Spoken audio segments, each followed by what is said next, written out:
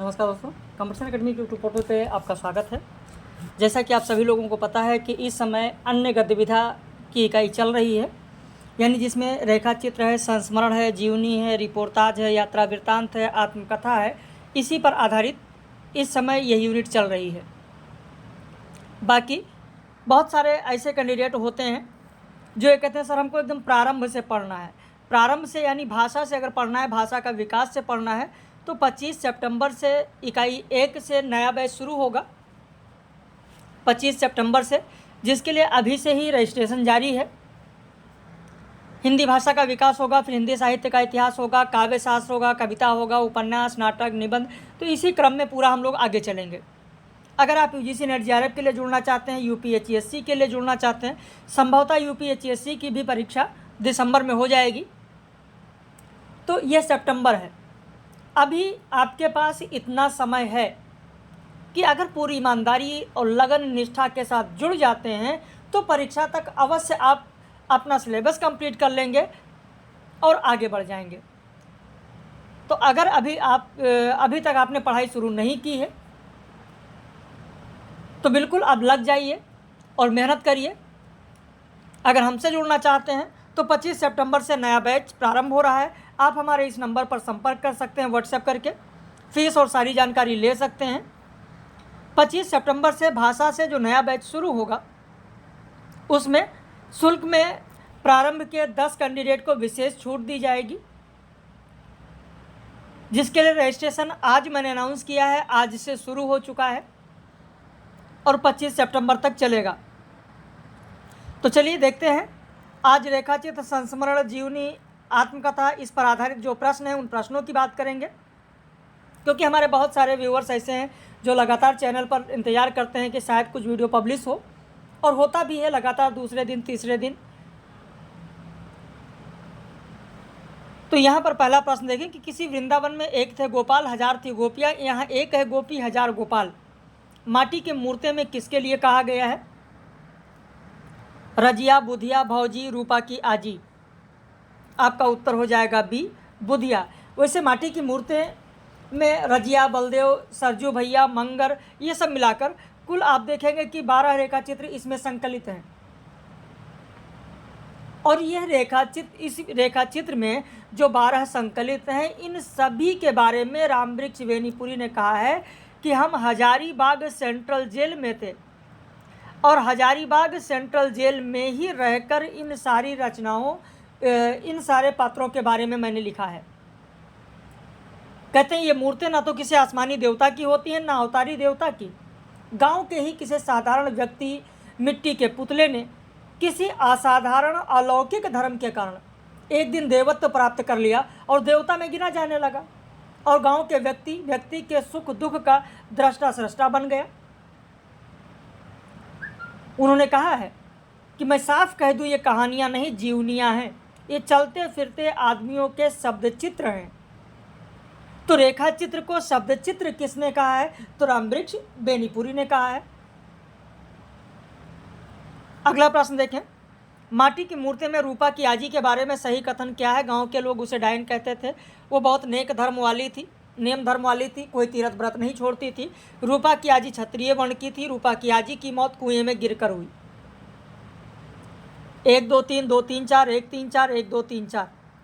आपका उत्तर हो जाएगा सी, 1 2 4। तीसरा गलत है। रूपा की आजी ब्राह्मण थी, क्षत्रिय नहीं थी और कुएं में गिरकर मौत हुई। देखिए शिवरात्रि का मेला लगा हुआ था और उसी मेले में एक लड़का गायब हो जाता है, फिर इसी के पास देखा जाता है और शायद वो रूपा का ही बच्चा था, ऐसा कहा जाता है।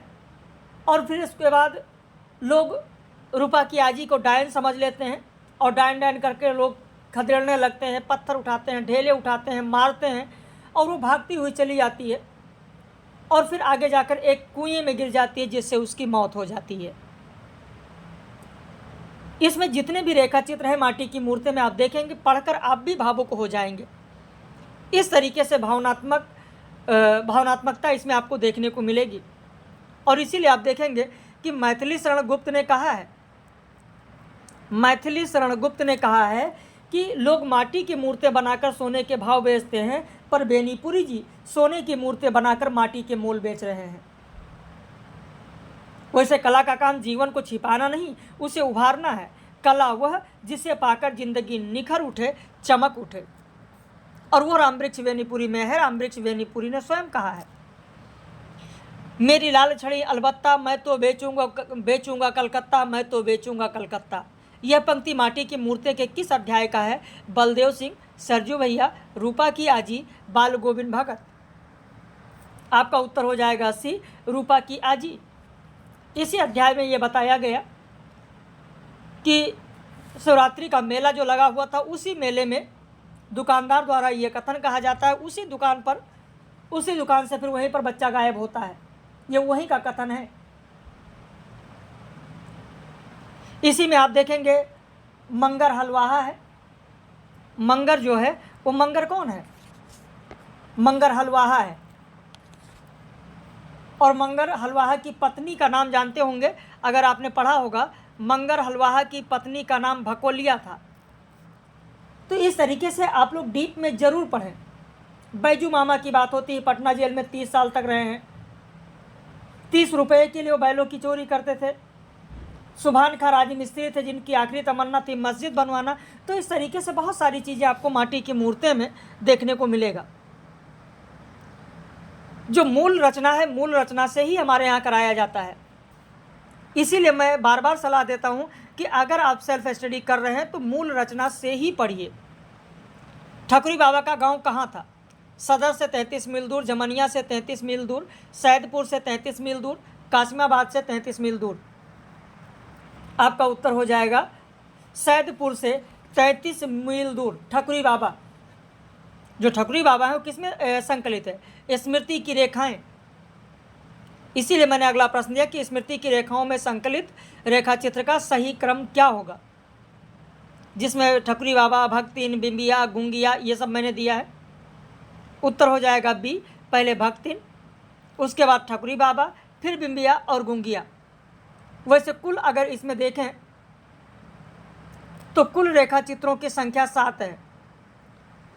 पहला रेखा चित्र भक्तिन है, और भक्तिन के बाद में दूसरा आपको ये मिलेगा चीनी फेरी वाला, तीसरा आपको मिलेगा जंग बहादुर, चौथा मिलेगा मुन्नू, पांचवा मिलेगा ठकुरी बाबा ये पांचवा आपको मिलेगा, छठा आपको मिलेगा बिंबिया, और सातवां आपको मिलेगा गुंगिया।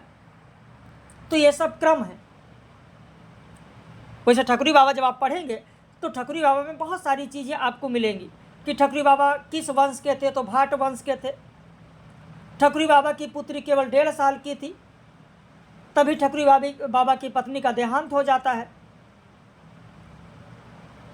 ठकुरी बाबा की जो पत्नी थी उनके बारे में बहुत सारी चीज़ें बताया गया। ठकुरी बाबा के काव्य मंडली में उनका अंधा दामाद था, जो चेचक से अंधा हो गया था। उनकी बूढ़ी मौसी थी। ठकुरी बाबा जब बैठते थे तो मंडली में तो चिकारा बजाते थे, दामाद खंजड़ी बजाता था, मौसी मंजीरा बजाती थी। ठकुरी बाबा की जो पुत्री थी वो घर का काम पूरा देखती थी। तो बहुत सारी चीज़ें आपको देखने को मिलेंगी। मुर्दहिया के बारे में सही कथन कौन सा है? धर्मदेव मिश्र डुमराव गांव के रहने वाले थे। पारसनाथ पांडे का उपनाम कमलेश था। कमलेश कृष्णाश्रयी शाखा के अनुयायी थे। 1 2 2 3 1 3 1 2 3। तो आपका उत्तर होगा सी, 1 और 3, यानी पहला सही है, तीसरा सही है। पारसनाथ पांडे का उपनाम कमलेश नहीं था, बल्कि धर्मदेव मिश्र का ही उपनाम कमलेश था। पारसनाथ का नहीं, बल्कि धर्मदेव मिश्र, जो धर्मदेव मिश्र थे, इन्हीं का नाम कमलेश था। तो 1 और 3 सही होगा। मुर्दहिया में धनवंती कौन से गांव की? धनवंती कौन है पहले ये आपको बता दें। धनवंती लेखक की चचेरी मामी है धनवंती। तो धनवंती किस गांव की है? सेमरिया, धनवंतीपुर, विश्रामपुर, तरवा गांव। आपका उत्तर हो जाएगा डी, तरवा गांव। मुर्दहिया में पात्र सुभागिया के बारे में सही कथन क्या है? सुभागिया के पिता का नाम जलंधर था, सुभागिया के पति का नाम विश्राम था, सुभागिया के पुत्र का नाम दत्तराम था। 1 2 2 3 1 3 1 2 3। आपका उत्तर हो जाएगा ए, 1 और 2, पहला दूसरा सही है। पुत्र का कहीं कोई उल्लेख नहीं है, पुत्र का कहीं कोई उल्लेख नहीं है। इसी सुभज्ञा की जब बात आती है तो इसी सुभज्ञा का पत्र यहाँ पर ये पढ़ते हैं। सुभज्ञा के पत्र की बात आती है, पत्र में सारी चीज़ें बताई गई हैं। सुभज्ञा का जो पति है वो कहाँ रहता है? कलकत्ते में रहता है। विश्राम कहाँ रहता है? कलकत्ते में रहता है। और मोहब्बत के बारे में 2 लाइनें लिखी थी जब पत्र आता है कि, और लेखक कहते हैं कि मैं कक्षा 4 में उस समय पढ़ रहा था और तभी मैंने उस पत्र को पढ़ा था। लिखता हूँ खत खून से स्याही न समझना, मरता हूँ तेरी याद में जिंदा न समझना। और सुभज्ञा ने विश्राम को जिंदा नहीं, ये समझा कि वो तो मर चुके हैं। तो इस तरीके से बहुत सारी चीज़ें इसमें बताई गई हैं और बहुत ही अच्छी आत्मकथा है मुर्दैया। अगला प्रश्न देखें, प्रेमचंद घर में रचना के बारे में सही कथन क्या है? ये शिवरानी देवी द्वारा लिखित प्रेमचंद की जीवनी है। इस रचना की श्रद्धांजलि बनारसी दास चतुर्वेदी ने 1956 में लिखा। इस जीवनी को शिवरानी देवी ने 88 अध्यायों में लिखा। इस पुस्तक का पहली बार प्रकाशन 1944 में हुआ। 1 2 3 2 3 4 1 3 4 1 2 3 4 आपका उत्तर हो जाएगा डी। 1 2 3 4 सभी सही है। अब आप कहेंगे सर इसमें श्रद्धांजलि 1956 में लिखा गया बनारसी दास चतुर्वेदी के द्वारा, आप बता रहे हैं सही है। दूसरा आप ये भी बता रहे हैं कि इसका प्रकाशन 1944 में हुआ, लेकिन शब्द पर ध्यान दीजिए। इस पुस्तक का पहली बार प्रकाशन 1944 में हुआ। बाद का जो संस्करण आया उस बाद के संस्करण में बनारसी दास चतुर्वेदी ने श्रद्धांजलि लिखी है, ध्यान रखिएगा। 11 सपनों का देश उपन्यास कितने लेखकों की सहयोगी रचना है? 5 7 10 11 आपका उत्तर हो जाएगा सी, 10 लेखकों का। और 10 लेखकों का नाम हो सकता है कि आप लोगों को पता हो, जिसमें 11 सपनों का देश का पहला अध्याय जो है और अंतिम अध्याय, जो 11 अध्याय हैं उनमें से पहला और अंतिम अध्याय धर्मवीर भारती ने लिखा है। बाकी के जो 9 अध्याय हैं वो 9 अलग अलग लेखकों के द्वारा लिखा गया। जैसे उदय शंकर भट्ट ने लिखा, रांगे राघव ने लिखा, अमृतलाल नागर ने लिखा, इलाचंद जोशी ने लिखा, राजेंद्र यादव ने लिखा, मुद्रा राक्षस ने लिखा, लक्ष्मीचंद जैन ने लिखा, प्रभाकर माचवे ने लिखा, कृष्णा सोबती ने लिखा। इसका संपादन भी लक्ष्मीचंद जैन ने ही किया है, 11 सपनों का देश। एक कहानी यह भी कि लेखिका का जन्म कहाँ हुआ था? भानपुरा गांव, ब्रह्मपुरी मोहल्ला, शिवपुरा गांव, शीला अग्रवाल के मोहल्ले में। अब कई सारे लोग जल्दबाजी में लगा देंगे कि ब्रह्मपुरी मोहल्ला होगा। एक कहानी यह भी कि जितने भी पात्र हैं वो ब्रह्मपुरी मोहल्ले के हैं, लेखिका ने खुद कहा है। लेकिन लेखिका का जन्म कहाँ हुआ ये पूछा गया तो जन्म हुआ है मध्य प्रदेश के भानपुरा में। 11 का ए होगा। प्रश्न कैसे लग रहे हैं अपनी प्रतिक्रिया जरूर व्यक्त करें। और जो वीडियो पब्लिश है चैनल पर बहुत सारे लोग आप लोगों में से देख रहे हैं, वो ज़रूर वीडियो को शेयर करें, व्हाट्सएप पर शेयर कर दें, अपने मित्रों को शेयर कर दें, फेसबुक पर शेयर कर दें, ताकि और भी जो आपके मित्र मंडली में हैं, जो साहित्य के विद्यार्थी हैं, वाकई में अगर उन्हें सफलता की चाहत है तो ज़रूर वो भी लाभान्वित हों। और देखिए साधारण सी बात है, सफलता उसी को मिलती है जिसको उसकी ज़रूरत होती है, और जिसको ज़रूरत होगी वही पूरी मेहनत और लगन के साथ लगेगा। जिसको ज़रूरत नहीं होगी वो ये सोचेगा अरे होगा तो देखा जाएगा, नहीं होगा कोई बात नहीं, ये तो काम कर ही रहे हैं, या चलो एक बार हम भी ट्राई कर लेते हैं। अगर ऐसी चीज़ें हैं इसका मतलब जाहिर सी बात है कि उसे इसकी ज़रूरत नहीं है।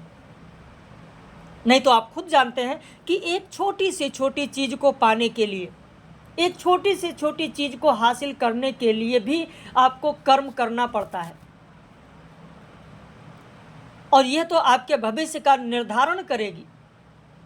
जिसलिए आपने इसका चुनाव किया है, पढ़ने का निर्णय लिया है, सफलता पाने का जो मन में एक कसक है कि नहीं ये पूरी होनी चाहिए, यह आपके भविष्य का निर्धारण करेगी। तो इसे पाने के लिए जाहिर सी बात है कि उतना कर्म तो आपको करना ही पड़ेगा। हमारे इसमें बहुत बहुत सारे क्या 80% महिला कैंडिडेट हैं जो बहुत ही ईमानदारी, बहुत ही मेहनत, लगन, निष्ठा के साथ अपने लक्ष्य पाने के लिए लगी हुई हैं। और इससे पहले की बैच में भी मैंने देखा कि बहुत उन लोगों ने मेहनत किया और अच्छी खासी सफलता मिली। और इस बार भी यही आशा है कि महिला कैंडिडेट ज़्यादा रहेंगी और वही ज़्यादातर सफल होंगी। देखिए, वो लोग घर में रह रही हैं और घर में रहकर पूरे परिवार को संभालने के बाद समय निकालकर चीज़ों को पढ़ना, ये भी अपने आप में एक बहुत बड़ी बात होती है। और बाखूबी आप अपने उस कर्म को कर रही हैं आप लोग। तो इसलिए मेहनत करिए, आप सभी लोग मेहनत करिए। आवारा मसीहा के अध्यायों का सही क्रम क्या होगा? दिशांत, दिशाहारा, दिशा की खोज, 1 2 3 1 3 2 2 3 1 2 1 3। आपका उत्तर हो जाएगा यहाँ पर सी, 2 3 1। पहले दिशाहारा होगा, फिर दिशा की खोज होगा और अंत में दिशांत होगा। अगला प्रश्न देखें, आवारा मसीहा के बारे में सही कथन क्या है? शरद के गांव का नाम देवानंदपुर था। शरद का जन्म 1846 में शुक्रवार को हुआ। शरद के 2 भाई और 2 बहनें थीं, 1 2 2 3 1 3 1 2 3। उत्तर हो जाएगा सी, 1 और 3। 1846 में जन्म नहीं हुआ है, 1876 में जन्म हुआ है। बाकी जो 2 भाई थे, प्रभास और प्रकाश, 2 बहनें जो थीं, सुशीला जिसका अन्य नाम मुनिया भी था, और अनिला, ये 2 बहनें थीं। आवारा मसीहा के अनुसार शरदचंद्र ने नारी कर्म मंदिर की स्थापना कहाँ की? देवानंदपुर, ककरौली, मसूरगंज, भवानीपुर। आपका उत्तर हो जाएगा डी, भवानीपुर। देवानंदपुर तो उनका गांव था, शरदचंद्र के गांव का नाम है देवानंदपुर। और बाकी मसूरगंज का नाम तो आपने सुना होगा, जहाँ पढ़ा होगा, जहाँ पर कालिदास नर्तकी थी।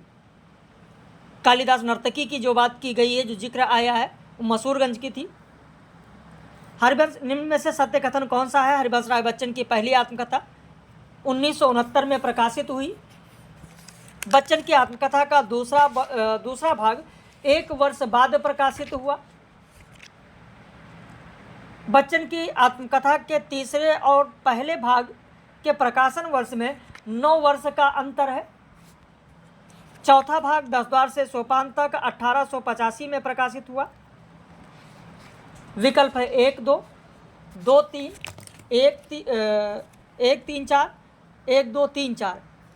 तो उत्तर हो जाएगा आपका डी, 1 2 3 4 सभी सही है। भाई, हरिवंश राय बच्चन की पहली आत्मकथा का जो भाग है, क्या भूलूं क्या याद करूं, 1969 में प्रकाशित। बच्चन की आत्मकथा का दूसरा भाग नीड़ का निर्माण फिर 1970 में प्रकाशित, 1 वर्ष बाद। बच्चन की आत्मकथा के तीसरे यानी बसेरे से दूर 1978 में प्रकाशित, और पहला 1979 में 69 में प्रकाशित। तो 1969 और 1978, इन दोनों के बीच कितने वर्ष का अंतर है? 9 वर्ष का अंतर है, ये भी सही है। चौथा भाग 10 द्वार से सोपान तक 85 में प्रकाशित, ये भी सही है। तो आपका 1 2 3 4 सभी सही है। मेरी तिब्बत यात्रा में लहासा में कितने दिन रुकने की बात होती है? आपका उत्तर हो जाएगा डी, 2 माह 11 दिन। बाकी मेरी तिब्बत यात्रा के बारे में मैंने आप लोगों को बताया भी है कि पत्र और डायरी शैली में लिखा गया है। इस पुस्तक में लहासा, चार्ट, शब्द आदि यात्राओं का संस्मरण है। पुस्तक का प्रकाशन राहुल जी के तिब्बत से तीसरी बार लौटने के बाद हुआ है। और इसमें आप देखेंगे मेरी तिब्बत यात्रा में कि 5 अध्याय हैं। परिशिष्ट की अगर बात करें तो एक अध्याय परिशिष्ट में है। परिशिष्ट की बात करें तो उसमें एक अध्याय टोटल हो जाएंगे तब 6। 5 ये हैं कि लहासा से उत्तर की ओर, चाट की ओर, शक्य की ओर, जेनम की ओर, नेपाल की ओर, और परिशिष्ट में एक अध्याय लहासा की ओर। तो इस तरीके से 5 अध्याय इसमें है। एक साहित्यिक की डायरी का कौन सा शीर्षक 2 भाग में है? नए की जन्म कुंडली, विशिष्ट और अद्वितीय, कलाकार की व्यक्तिगत ईमानदारी। विकल्प है 1 2 2 3 1 3 1 2 3। तो आपका उत्तर हो जाएगा सी, 1 और 3। नए की जन्म कुंडली 1, नए की जन्म कुंडली 2, कलाकार की व्यक्तिगत ईमानदारी 1, कलाकार की व्यक्तिगत ईमानदारी 2। बाकी विशिष्ट और अद्वितीय इसमें शामिल नहीं है। एक ही अध्याय है उसका। संस्कृति के 4 अध्याय किसे समर्पित हैं? जवाहरलाल नेहरू, मोतीलाल नेहरू, महात्मा गांधी, राजेंद्र प्रसाद। उत्तर हो जाएगा डी, राजेंद्र प्रसाद को समर्पित है। भूमिका किसने लिखा? तो जवाहरलाल नेहरू ने। यहाँ पर मैंने भूमिका नहीं पूछा, मैंने पूछा किसे समर्पित है, तो राजेंद्र प्रसाद को समर्पित है। प्रश्न कैसे लग रहे हैं? अपनी प्रतिक्रिया आप लोग ज़रूर व्यक्त करें, और जैसा कि मैंने कहा है कि ज़रूर वीडियो को आप लोग शेयर करें ताकि और लोगों को भी मदद मिल सके। और अगर आप जुड़ना चाहते हैं एकदम प्रारंभ से पढ़ना चाहते हैं, तो आज ही से आप एडमिशन लेना शुरू करिए। आज ही से रजिस्ट्रेशन शुरू हो चुका है। 25 सितंबर से भाषा शुरू होगा। हिंदी भाषा का विकास, फिर हिंदी साहित्य का इतिहास, एक एक तथ्य आप पढ़ते चलेंगे। और टॉपिक जितना है, सारी टॉपिक एक एक करके, एक एक यूनिट लेकर हम लोग चलते हैं। सुधिया उस चंदन के वन की में महादेवी वर्मा पर लिखित लेख कौन सा है? दीप बुझ गया, शिखा मर, आलोक छुआ अपनापन, फूल की पहचान, सरस सुहास, केवल पास रहते हुए भी दूर।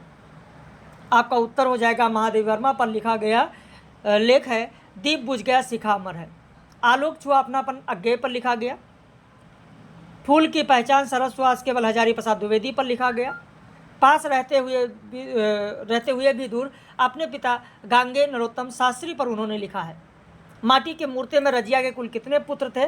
तो 3 पुत्र थे। बड़ा पुत्र कलकत्ता में कमाता था, मझला पुत्र पुश्तैनी काम करता था, जो छोटा पुत्र था वो शहर में पढ़ाई कर रहा था। तो इस तरीके से आप लोगों के लिए 20 प्रश्न लाए, इसे आपने देखा। बाकी प्रथम प्रश्न पत्र के लिए अगर जुड़ना चाहते हैं तो अभी वीडियो पब्लिश है, आप लोग देख ही रहे होंगे। प्रथम प्रश्न पत्र का बैच चल रहा है, जिसमें अभी शिक्षण अभिवृत्ति हो रही है। अभी 3 या 4 दिन और चलेगा शिक्षण अभिवृत्ति, उसके बाद शोध अभिवृत्ति प्रारंभ होगा, फिर आपका हायर एजुकेशन होगा, उसके बाद कम्युनिकेशन होगा। तो इसी क्रम में एक एक इकाई करके वो भी चलता रहेगा। इस समय विपिन सर की क्लास हो रही है, टीचिंग और रिसर्च। तो जो भी लोग जुड़ना चाहते हैं वो हमारे इस दिए गए नंबर पर संपर्क कर सकते हैं, 8052584004 पर। बाकी ऐसे ही प्रश्नों के साथ हम लोग फिर मिलेंगे किसी दिन पब्लिश वीडियो में आप सभी लोगों के साथ। बाकी आप लोग लगे रहिए, मेहनत करिए, अपने लक्ष्य को पाने के लिए पूरी मेहनत और ईमानदारी से आप लोग लगे रहें। कहीं कोई समस्या हो तो ज़रूर आप बताएं, ज़रूर आप मैसेज करें, जो वीडियो मिलता है उस पर आप कमेंट करें, और जो भी मैटर मिल रहा है उस पर भी अपनी प्रतिक्रिया व्यक्त करें कि किस तरीके का मैटर आपको मिल रहा है और कितना आपके लिए उपयोगी है।